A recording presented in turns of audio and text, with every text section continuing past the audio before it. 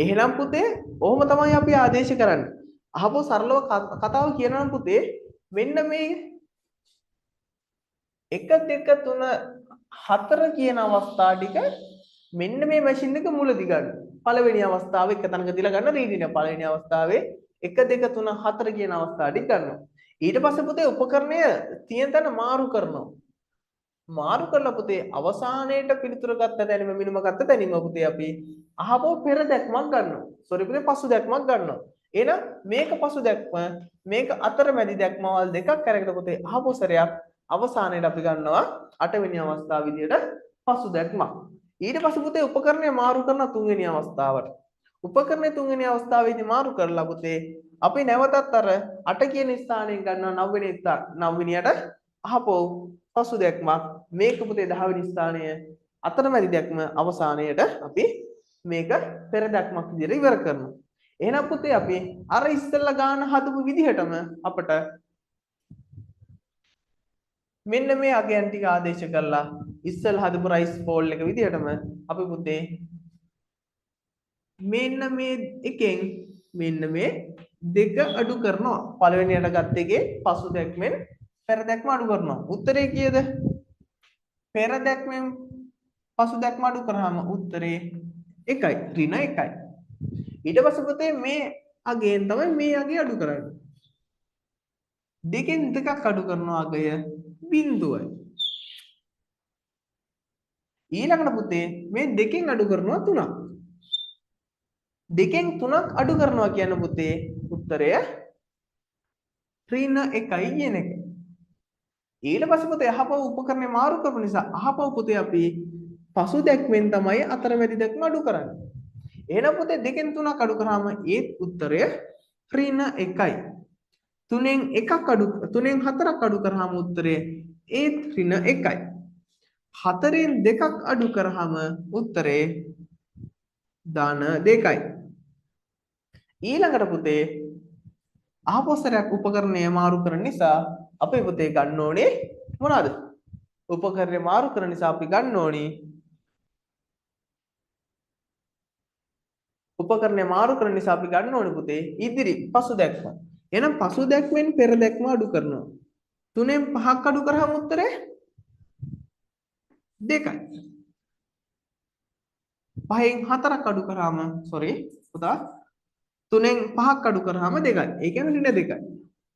ඊට පස්සේ පුතේ 5න් 4ක් අඩු කරාම ධන 1යි. එහෙනම් පුතේ අපි මේ වගුවත් අර විදිහට හදාගත්තා.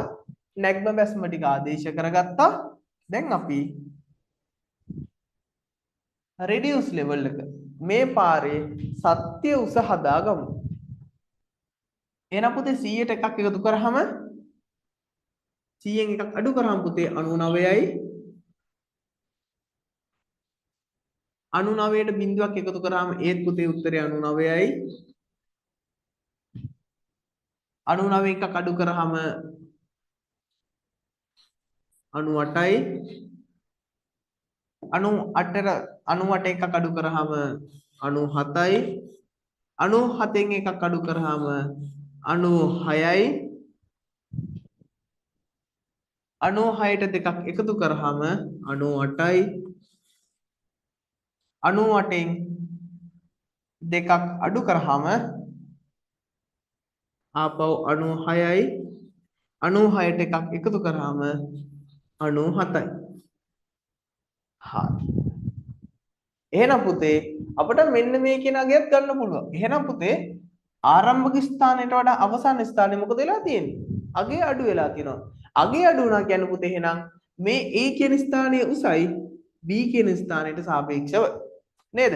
එහෙනම් පුතේ අපි අර කරා වගේ අපි ඉක්මනට මේ හදපු වගුව හරිද කියලා ඔප්පු කරලා පෙන්නමු. හරි. ඒ ඔප්පු කරන්න පුතේ සිග්මා BS වලින් අඩු කරනවා සිග්මා FS. එතකොට පුතේ මේ අතරමැදි දැක්ම කියන කොටස අපට අවශ්‍ය වෙන්නේ නැහැ. අපි කලින් හැදුවා වගේ පුතේ ඉදිරි පසු දැක්මවල ටික එකතු කරනවා 3යි 4යි 5යි 6යි. එහෙනම් 6න් අඩු කරනවා 6න් අඩු කරනවා පෙර දැක්ම වල ටික 3යි 2යි 5යි 4යි 9යි. එහෙනම් 6න් 9ක් අඩු කරාම පුතේ උත්තරය ඍණ 3යි. ඊළඟට පුතේ අපි රයිස් එකෙන් ෆෝල්ඩ් එක අඩු කරමු. සිග්මා R වලින් සිග්මා F අඩු කරනවා. හරි. සිග්මා රයිස් එක 3යි. ඒකෙන් අඩු කරන්න ඕනි සිග්මා ෆෝල්ඩ් එක. 2යි 3යි 4යි 5යි 6යි. එහෙනම් මෙතනත් පුතේ 6න් 3ක් අඩු කරාම උත්තරේ ඍණ 3යි. එහෙනම් පුතේ මෙතනත් අර කිව්වාගේ අවස්ථා දෙකේදී අපට උත්තරේ සමාන වෙලා තියෙනවා. අවසානයේට පුතේ අපි 97න් ඒ කියන්නේ පුතේ අවසන් අගයෙන් අපි පෙර අගය අඩු කරනවා. එහෙනම් අවසන් අගයෙන් පෙර අගය අඩු කරාම මෙතනත් උත්තරේ එනවා පුතේ ඍණ 3යි. එහෙනම් පුතේ මෙන්න මේ විදිහට අපි හදන ඕනෑම වගුවක අවසන් සමීකරණ තුන ලියලා පුතේ මේවා ආදේශ කරලා සුළු කරලා ගත්තාම එන උත්තරේ සමානයි නම් පුතේ මේ අපි හදලා තියෙන වගුව නිවැරදි. හරි. එහෙනම් පුතේ ඔයාලත් මාත් එක්ක වේගින් දැන් අපි මේ හදපු විදිහට වැටි කරන් යන්න විනාඩි 2ක් දෙන්නම් පුතේ. ඉක්මනට මේ ගාන ලියා ගන්න. එතකොට මේකත් පුතේ අපිට වැදගත් වෙනවා. බිම් වැනුම් පාඩමේදී මේ කරන වැඩ ටිකත් එක්ක. හරි. මේ කොටස තේරුණාද පුතේ? ආකර්ෂා පුතා. ඔයාලට තේරුණාද පුතේ මම කියපු ටික තේරුණාද පුතේ? මේ වගේ වැඳ ගන්න ඉක්මන්න.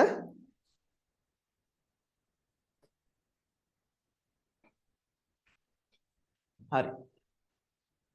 දාන්න පුතේ මැසේජ් එකක් මම කියපු මේ කාරණා ටික තේරුණාද? හරි.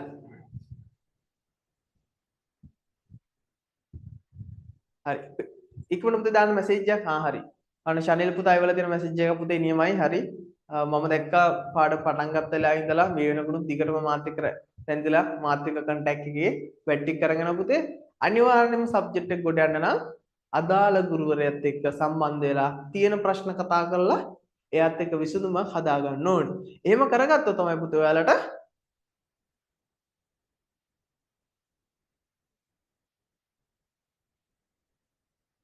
මේ වැට් ටික පහසු වෙන්නේ. හරි. එහෙනම් පුතේ දැන් අපි දන්නවා මෙතන තියෙන තනිතලා බිමක්. හරි. තනිතලා බිමක් පාරක්. එහෙනම් මේ පාරේ පුතේ අපි මේ තියෙන්නේ පෙර පසු දැක්ම නැත්නම් පළවෙනි TBM එක ටෙම්පරරි බෙන්ච්මාර්ක් එක. මේ බෙන්ච්මාර්ක් එක පුතේ අපි 100ක් කියලා ගන්නවා හැම අවස්ථාවකම සරලව අපට නැත්නම් අපිට මුහුදු මට්ටම බිඳුවයි කියලා නොදෙන සහ ආරම්භක ස්ථානයේ අගයක් නොදෙන අවස්ථාවක අපිට කියනවා පුතේ අතරමැදි දැක් නැත්නම් తాවකාලික පිල්ලකුණක් ගන්න කියලා. එහෙම ගද්දි පුතේ අපි 100 තමයි ගන්න. එහෙම ගන්න එක පහසු. ඊට පස්සේ පුතේ මේ තියෙන්නේ පසු දැක්ම මේ තියෙන අවස්ථා දෙක අතර මැදි දැක්මවල් ඊළඟට පුතේ අපිට හම්බ වෙනවා හතරවෙනි අවස්ථාව සහ පස්වෙනි අවස්ථාව එකම අවස්ථාවේදී මොකද කරන්නේ හතරවෙනි අවස්ථාව පෙර දැක්මක් විදිහට ගන්නවා උපකරණය මාරු කරලා එතනම පුතේ මට්ටම් යටිය තියලා අපි ගන්න පස්වෙනි අවස්ථාව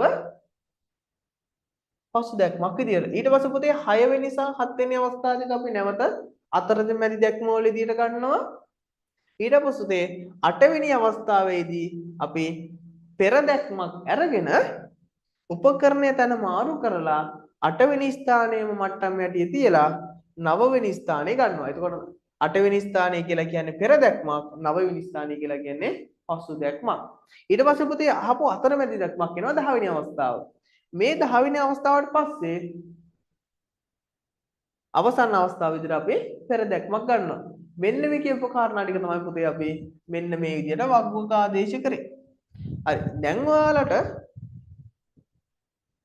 මේ ඉන්න අතරතුර දැන් පුතේ ඔයාලට මේ කියන කාරණා ටික වගුව පැහැදිලි වුණා නම් නැග්ම බැස්ම කියන අවස්ථා ඒ වගේම තනිතලා බිමකදී මේ නැග්ම බැස්ම වගුව භාවිතා කරන ආකාරය මේ විදිහට වැඩි කරගන්න පුළුවන්. එතකොට පුතේ මෙන්න මේ කියන කාරණා ටික මෙන්න මේ කියන හොඳට දෙයක් තේරුම් ගත්තොත් අපිට විභාගයේදී එන ප්‍රශ්න දෙකට පහසුවෙන් සහ සරලව උත්තර ලියා ගන්න පුළුවන් වෙනවා. හරි. පුතේ මේ කාරණා දෙකම තේරුණාද? මම තව එක ගානක් හදන්නද? අපිට පුළුවන් පුතේ ඔයාලට මේ කාරණාව තේරුණා නම් අපිට තියෙන පේපරේ තියෙන ප්‍රශ්නකට යන්න පුළුවන්.